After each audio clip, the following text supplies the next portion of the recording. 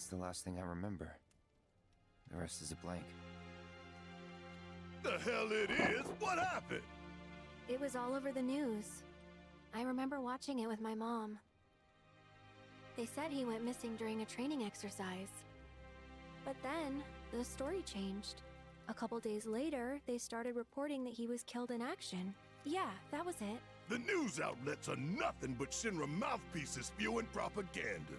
Only dumbasses believe that shit. Question. Does that make me a dumbass? I didn't say that.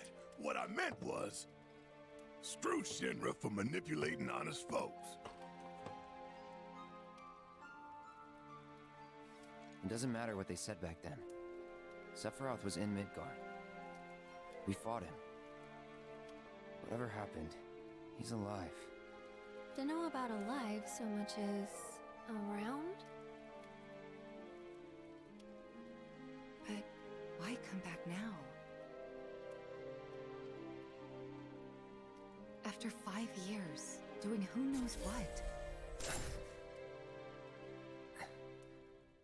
Because he wants to finish what he started.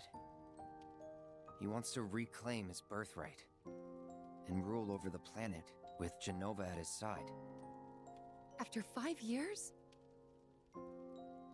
Not to sound like a broken record, but it's really bothering me.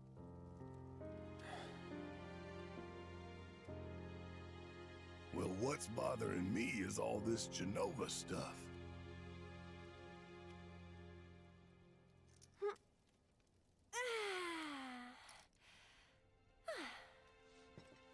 Excuse me. Guess the travel or something really did a number on my back. Feels as stiff as a board. Let me take a look. Wow. You weren't kidding, were you? Let's get you back to the room. Yeah, let's just call it a night. No amount of guesswork will get us any closer to the truth, so how about we give our heads a rest?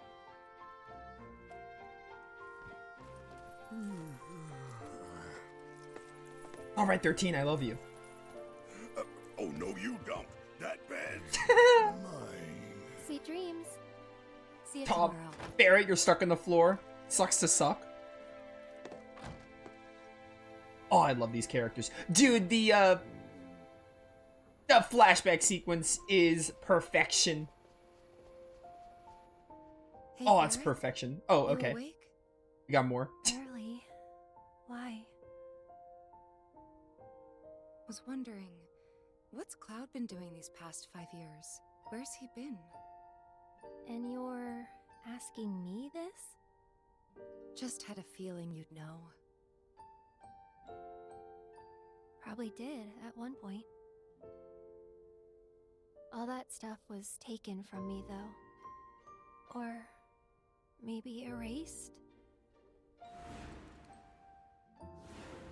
By whispers? Yeah.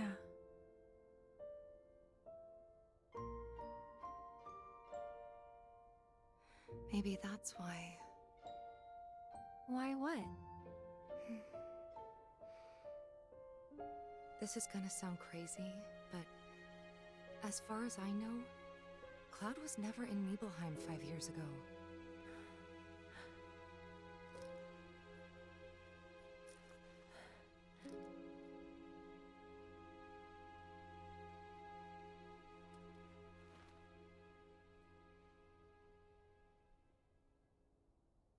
Oh, baby, the plot thickens. That's really important. I'm not going to be able to talk, though. I need to wait until they give me a movable section so I can get my thoughts out of what I think about everything.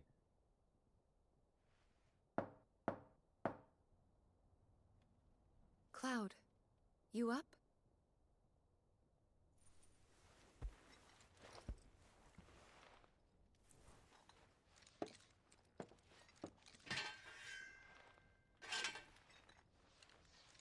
Am I moving? Okay. Where do I start? First of all, flashback. Barrett is sleeping, sitting down. I do not believe this for a second. He would not fit on the couch if he laid down, but I do not believe that Barrett is asleep right now. There is no way. Anyway. Flashback sequence, phenomenal. Love the way they did that. Love it. Basically, got no problems with it. Second of all, what if... First of all, I was thinking of this before, when they said that Sephiroth is still alive. In the OG FF7, there's like, Sephiroth has like a clone. Sephiroth doesn't actually appear until the boat going to Costa del Sol in OG FF7. So it's possible that the Sephiroth we dealt with in Remake was not the real Sephiroth, was like a clone of him. And now we're going to get to see the Sephiroth, the actual Sephiroth. I kind of feel like that's the route they're gonna go because of all this buildup with Sephiroth's story and everything. I honestly could see them being like, yeah, this Sephiroth, the one you dealt with in Remake, wasn't the actual Sephiroth. Because they had the whole sequence of like, oh yeah, he's out there and everything. So that might be the angle they go. I don't know if they will. It might be. Second of all, Cloud not being in Nibelheim 5 years ago really checks out with the big plot point that I'm not going to spoil. But, I mean, if you played Crisis Core and you did the Nibelheim incident, you could probably already figure it out. I'm still not going to say anything about it, but, like, it's pretty obvious if you played Crisis Core. If you haven't played Crisis Core, it's not. But if you play Crisis Core, it's probably pretty clear what I'm getting at. But it's all just building up. There was also something else I wanted to say. Oh, yeah, they also said the Whispers, like, took Aerith's knowledge. So that's basically a way of, like, I guess that's because we fought the Whispers. Aerith basically knows a lot of things. So now she doesn't for some reason. And that's the whole unknown journey or something. Oh, there's a lot going on with this story right now that I want to just decipher and theorize. But let's see what happens when I open the door for Tifa here. Sorry, did I wake you? Nope. What's going on? Oh, it's nothing, really. There's just something I need to ask you. So, can we talk? Sure. Great, but not here. Follow me. Yeah, sounds fair. Oh, there's so much. There's so much. I honestly think the Sephiroth we dealt with in Remake was a fake. Was a clone. Oh, there he is. More flashbacks. It never stops. You know that I killed her. So, who is she? Or rather, what is she? How do you guys sleep sitting down? You guys are madmen. Wait, can I go downstairs here? How on earth are you asleep like this? Pardon me, sir. Oh, you're You not. don't look very well. An old war wound acting up, perhaps? If so, I can certainly empathize. I myself fought for the company once upon a time, and my body's never let me forget it. That makes more sense that you're not asleep. Oh, calm. The way they've done this opening is so good. Also, they just have so many, like, people have been saying, like, oh, you'll be fine if you play Rebirth without having played Remake. I guess you could get away with it. The game is doing a good job of, like, kind of getting you invested if you didn't play Remake, and it had the story so far thing. But, I mean, playing Remake just elevates it. You should play Remake before this because it's meant to be a sequel. And also, you get to see all these, like, scenes that you were like, what on earth? Like, in Remake, you see Tifa saying, I hate all of this when her dad died. And you're like, what does this mean? But now you get context of what it all means. Where you at, Tifa? Where you at? Are you up here? Oh, Calm is gorgeous.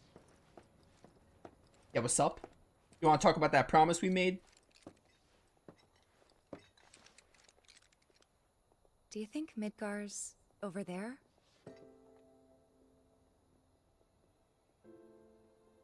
Anyway. There's something I need to ask you too. Shoot. That night, 5 years ago, at the reactor, I saw you lying there. Saw your wound and all the blood. I figured it was too late. Yeah?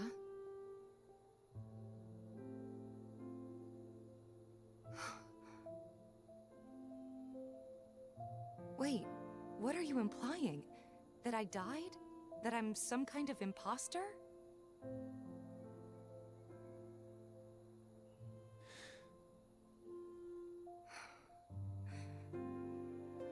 Can't believe I'm having this conversation with you, but here we are. Here, look. My scar. That proof enough? After you left, Zangan found me. He's the one who brought me to the clinic. He risked his life carrying me out of the reactor and down the river. Wasn't just him though. There's the doctor who operated on me all night and the nurses who looked after me for days on end. I'm here now because they were there for me then. And where were you again? In fact, where have you been this whole time? For 5 years. You know I can't tell you that. Of course you can't.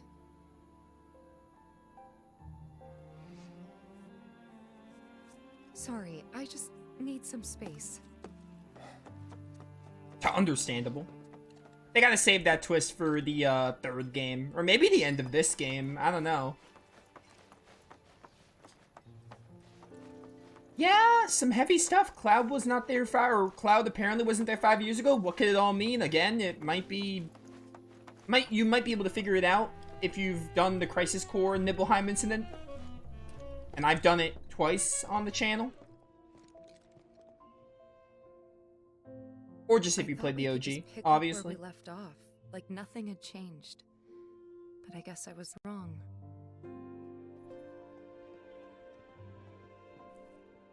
Guess so. I was so happy to see you again, but maybe I shouldn't have been.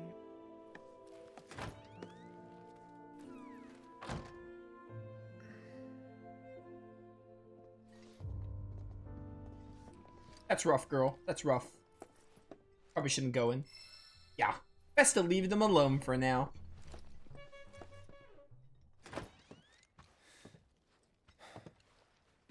You two fight.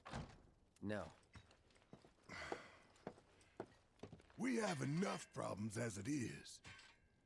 Copy?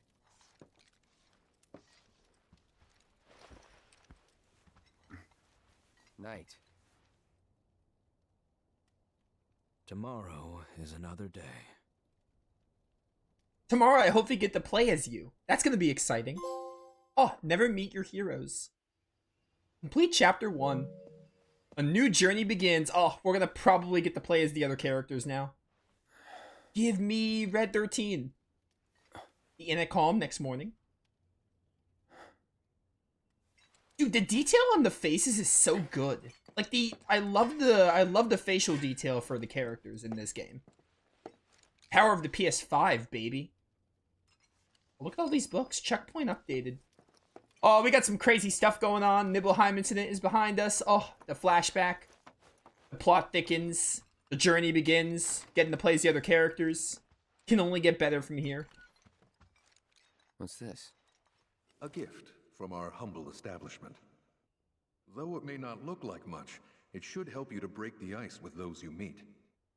Queen's blood? Starter deck. Card game? You can now play the card game Queen's Blood. Find other players designated by the... Oh, this is the Fort Condor of the game, so we have a new card game to do. Should you win, they will often give you new cards to add to your collection. Defeating players will also give you triple triad? Alright, well, maybe... I mean, you have a lot to live up to if you want to be better than triple triad, but let's see. Maybe Queen's Blood will win me over. I can vibe with this. Alright, tell me how this works. Each player takes turns placing a card on the board in one of the 3 lanes. Okay, so it's not a 3x3, it's a 5x5? Yeah. There are 3 rows and 5 columns. 15 squares. Takes a turn placing a card on the board in one of the 3 lanes that span from left to right. Try placing a card on one of the highlighted tiles adorned with an emerald pawn. What does an emerald pawn do? I need to place Cactuar. Do I match like the color? I'm confused. 1. Okay, opponent's turn. Once a card is placed, its power is added to your lane total. New positions will also be added to the board, which are tiles with emerald pawns, upon which you place cards. Yellow number in the top right corner is its power. Okay, so the Cactuar has 1. Got it. That's the power. Riot Trooper. Yellow number in the top right corner of the card is its power, while the positions a card will add to the board are indicated by the yellow squares in the top in the graphic at the bottom. Oh, they have ranges. Okay.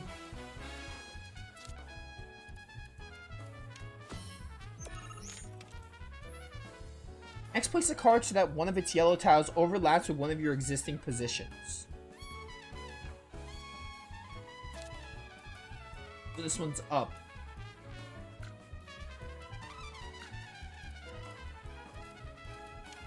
Okay. That did something. When one of your card's position tiles overlaps with a position you control, the position rises in rank. As there are 2 pawns on that tile now, that position is rank 2. Cards can only be placed on positions equal to or higher than their ranks.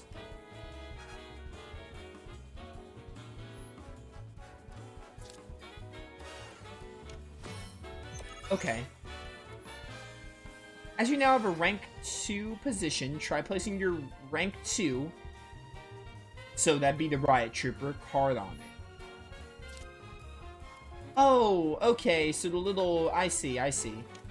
Put that there? I'm confused where the winning comes in. One of your card's positions overlaps with one of your opponents, you claim that position as yours. Note, however, that claiming a position will not raise its rank.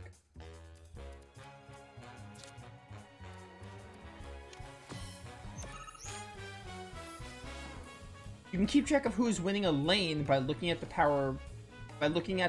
point totals on each side of the board. Numbers on the left represent your power, while the ones on the right represent your opponent. Okay, so the left's always me, the right is always the opponent. Got it. So really, okay, I understand. So really, the 15 squares are for the whole playing field. I guess it's who claims the middle first is who wins. You may notice that some cards have tiles with red borders on them. These are the tiles that are affected by the card's ability. Place cards effectively to make the most of their abilities and amass more power. In the event you cannot place a card, you could pass.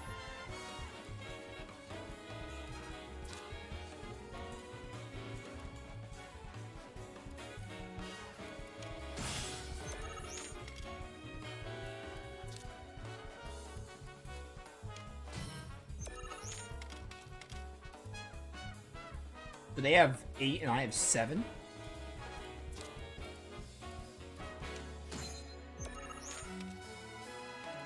I'm a little confused, but I think I just need to play the game more to understand it.